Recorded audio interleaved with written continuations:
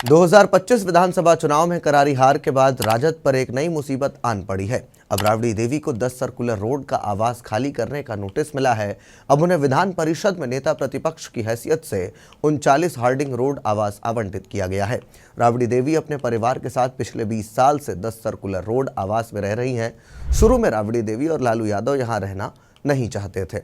बहुत विवाद के बाद राबड़ी देवी अपने परिवार के साथ रहने आई थीं। इस आवास से उनके परिवार की खट्टी मीठी यादें जुड़ी हैं।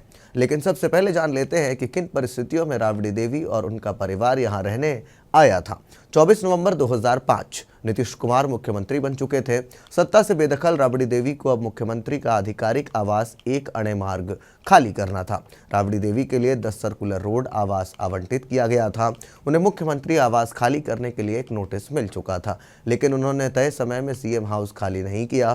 तब बिहार भवन निर्माण विभाग ने राबड़ी देवी को एक बहुत ही सख्त नोटिस भेजा। इसमें लिखा था, आपको 7 दिनों के अंदर एक अणे मार्ग आवास खाली करना होगा, अन्यथा जबरन बेदखल किया जाएगा। आपको चेतावनी दी जाती है कि यदि आप उपरोक्त अवधि में मकान खाली नहीं करते तो जबरन बेदखल किया जा सकता है। इस नोटिस के बाद राबड़ी देवी और लालू यादव की चिंता बढ़ गई। लालू यादव और राबड़ी देवी 2 कारणों से एक अणे मार्ग आवास खाली करने में देरी कर रहे थे। उनका मानना था कि चूंकि अभी समय अच्छा नहीं, यानी खरमास चल रहा है, इसलिए 14 जनवरी के बाद नए आवंटित भवन में जाना ठीक रहेगा। दूसरा कारण ये था कि राबड़ी देवी को आवंटित 10 सर्कुलर रोड आवास में अभी मरम्मत का काम चल रहा था। नोटिस में जिस तरह के शब्दों चेतावनी, जबरन बेदखल का प्रयोग किया गया था, उससे लालू यादव बहुत नाराज हो गए। उन्होंने आरोप लगाया कि नीतीश कुमार सत्ता में आते ही बदले की भावना से काम कर रहे हैं। एक पूर्व मुख्यमंत्री जो कि महिला है, उसके लिए क्या ऐसे शब्दों का प्रयोग किया जाना चाहिए? जो बंगला आवंटित हुआ है उसमें अभी मरम्मत कार्य चल रहा है, फिर कैसे इतनी जल्दी एक अणे मार्ग को खाली कर दिया जाए? 10 सर्कुलर रोड आवास में पहली बार राबड़ी देवी के भाई विधायक साधु यादव रहते थे। चूंकि लालू यादव उस समय रेल मंत्री थे और उन्हें Z+ सुरक्षा मिली हुई थी, इसलिए सुरक्षा मानकों के हिसाब से इस आवास की चाहरी दीवारी ऊंची की जा रही थी। 2005 में जब नवनिर्वाचित मुख्यमंत्री नीतीश कुमार से पूछा गया कि आप कब सीएम आवास में जाने वाले हैं, तो उन्होंने कहा, यह अफसोस की बात है कि लोगों को घर खाली करने के बारे में कहना पड़ रहा है।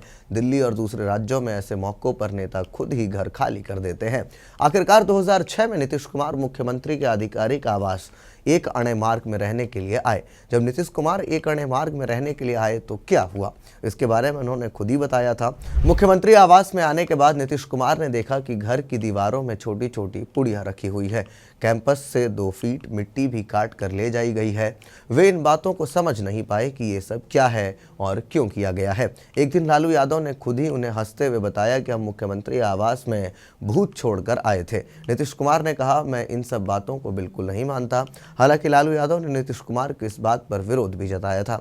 राबड़ी देवी और लालू यादव ने यही रहते हुए 2013 में अपने दोनों पुत्रों तेज प्रताप यादव और तेजस्वी यादव को राजनीति में लॉन्च किया था। इसी आवास में रहते हुए लालू राबड़ी 2015 में अपने छोटे पुत्र तेजस्वी यादव को उप मुख्यमंत्री बनवाने में सफल हुए थे। माता पिता के आशीर्वाद से बड़े पुत्र तेज प्रताप यादव मंत्री बनने में कामयाब रहे थे। लालू यादव ने जब अपनी विरासत दूसरी पीढ़ी को सौंपी तो यह आवास इस फैसले की गवाह बना। यही रहते हुए लालू राबड़ी ने अपने बड़ी पुत्री मीसा भारती को 2016 में राज्यसभा में भेजा। माता पिता के यही रहते मीसा भारती 2024 में पाटलिपुत्र की सांसद बनी। यही रहते हुए राबड़ी देवी विधान परिषद में नेता प्रतिपक्ष बनी। यह आवास लालू राबड़ी के लिए खुशियों की कई सौगातें लेकर आया। सुख और दुख की सिक्के के 2 पहलू हैं। अगर 10 सर्कुलर रोड में लालू परिवार के लिए खुशियां आई तो दुख के कष्टदायक पल भी आए।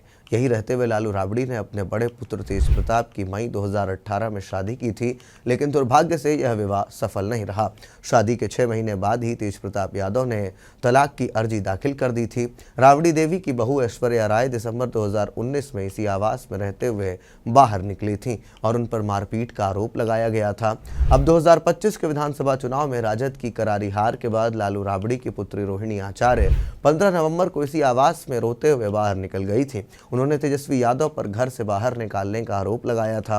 राबड़ी लालू के लिए यह आवास कभी खुशी कभी गम वाला रहा है। तो वैसे में अब क्योंकि 2025 के जो चुनाव के नतीजे आए हैं उसमें आंकड़े कुछ बहुत ही कम है, इस वजह से अब उन्हें ये आवास खाली करना पड़ रहा है। तो आप इस 10 सर्कुलर रोड के आवास को खाली करने को लेकर के क्या कुछ सोचते हैं? कमेंट बॉक्स में अपनी राय ज़रूर लिखें। तब तक के लिए दीजिए इजाज़त। धन्यवाद।